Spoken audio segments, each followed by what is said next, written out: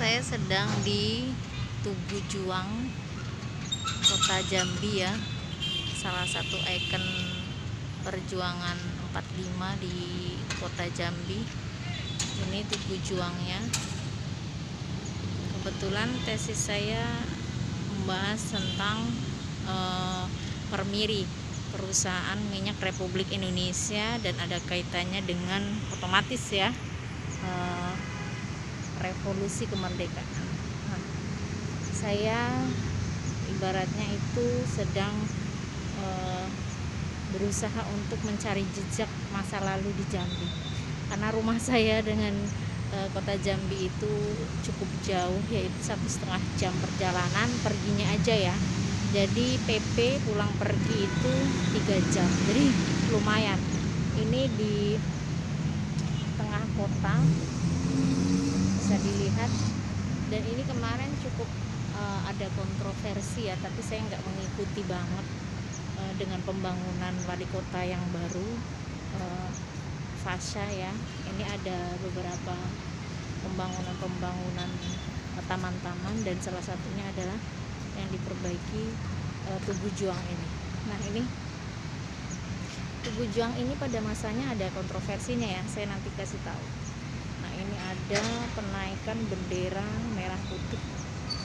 Nah, saya jadi pengen tahu ini siapa yang bikin reliefnya. Ini ada KNID, Komite Nasional Indonesia Daerah, dalam Karesidenan Jambi. Dan yang saya baca dari buku biografinya Hatta itu banyakkan adalah anggotanya orang Sumatera Barat, karena memang pada waktu itu zaman kolonial Karesidenan Jambi itu di bawah Sumatera Tengah ya. Pernah juga di Sumatera Selatan, masuk ke Sumatera Selatan juga. Jadi dia tidak berdiri sendiri. Nah, ini ada setelah merdeka ada terbentuknya laskar pemuda pejuang,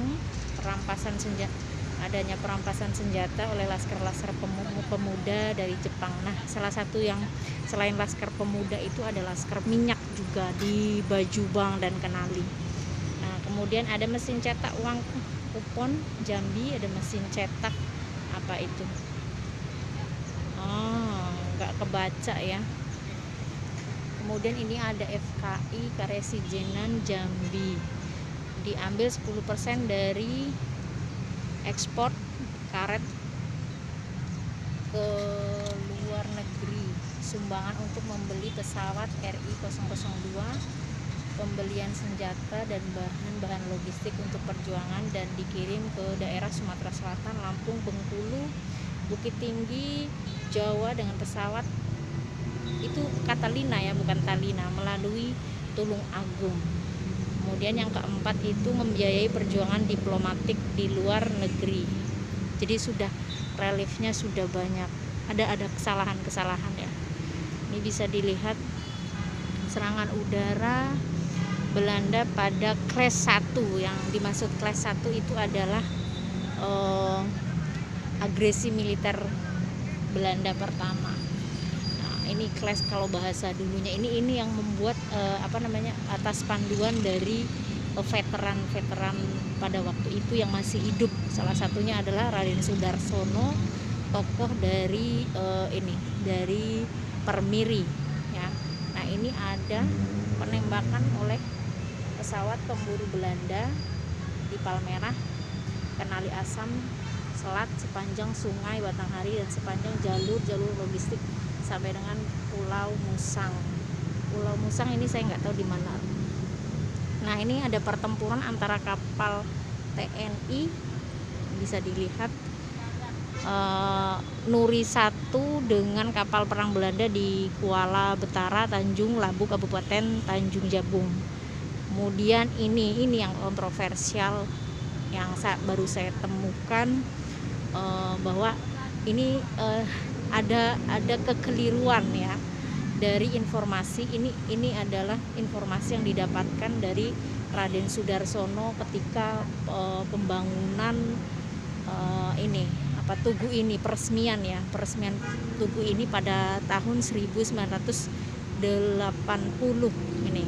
Nah, kalau saya tidak salah ingat. Nah, ini penyerahan dana Fons Kemerdekaan Daerah Jambi untuk membiayai delegasi duta keliling Republik Indonesia Sultan Syahrir guna pengakuan di PBB sebanyak 450.000 US dollar. Nah, ini dibantah oleh istri Syahrir ya, bahwa itu tidak benar.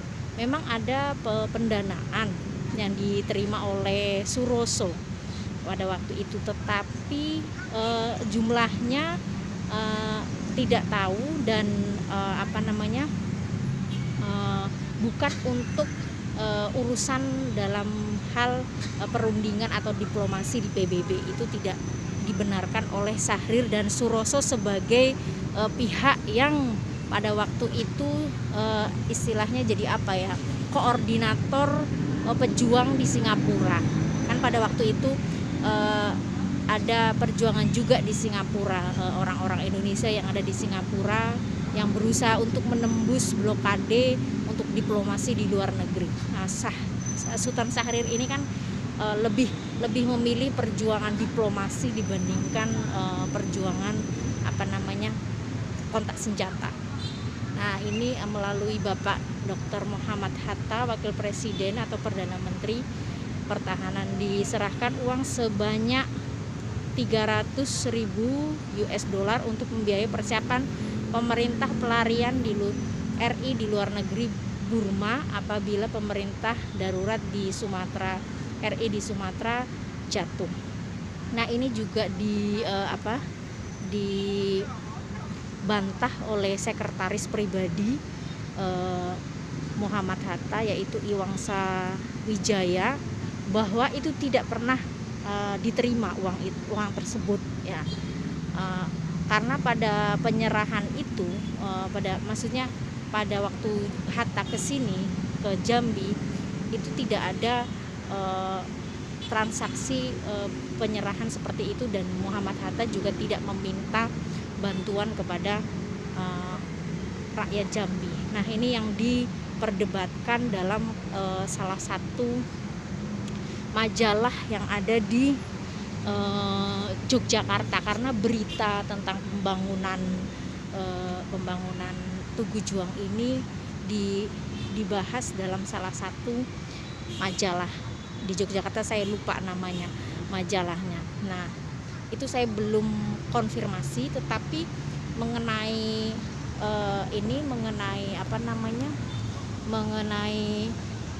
surat bantahan itu saya memiliki arsip-arsipnya atau dokumennya maksudnya ya. Nah, ini ada perang. Jadi ini menarik sekali kalau mau dibahas ya. Jadi ada semacam kekeliruan dalam sejarah, dan itu sebenarnya harusnya diluruskan, tetapi meluruskan sejarah itu kan tidak mudah, karena yang sudah diyakini oleh masyarakat itu ya seperti ini. Dan pada waktu itu diminta tubuhnya ini untuk direvisi, dibangun ulang, tetapi ternyata tidak terjadi sampai sekarang seperti itu ya. Tapi ya itulah salah satu kekeliruan sejarah yang mungkin nanti ada yang menuliskannya. Saya berharap sih seperti itu ya. Nah, ini selanjutnya agresi militer kedua. Setelah kelas 1, nah ini lucunya di sana kelas 1, kemudian di sini ada perang kemerdekaan 2 atau agresi 2. Ini istilah-istilahnya ya tergantung siapa yang memberikan nama. Kalau sekarang ini misalnya saya mau memberikan nama apa seperti itu juga sah-sah saja, karena itu kan menuliskan merekonstruksi ulang ya di sini.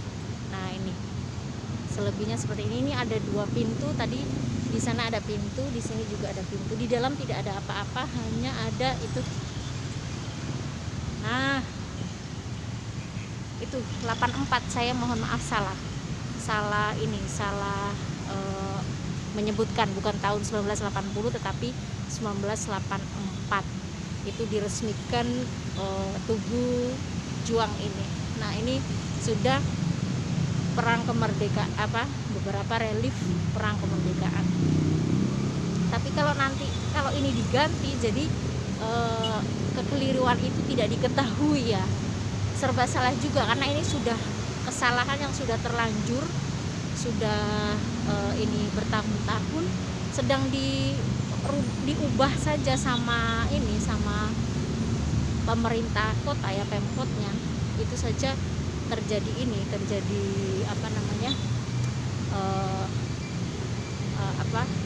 protes, apalagi ketika harus mengubah relief. Kalau mau mengubah relief ya berarti para sejarawan harus menulis, dan saya pun saya bisa berbicara seperti ini karena saya punya ini dokumennya atau sumbernya.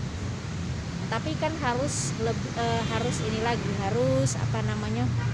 saya harus meneliti lebih dalam lagi kalau mau membahas tentang itu ya, untuk memperbaikinya. Tapi yang jelas itu menurut saya sangat penting untuk dibetulkan ya, diperbaiki sejarahnya yang sudah keliru itu, supaya anak cucu itu tidak keliru. Nah, oke. Ini saja ya. Sampai ketemu lagi. Nah, semoga tesis saya lancar, doakan ya. Dan cepat selesai dan saya kembali mengajar. Sampai ketemu lagi.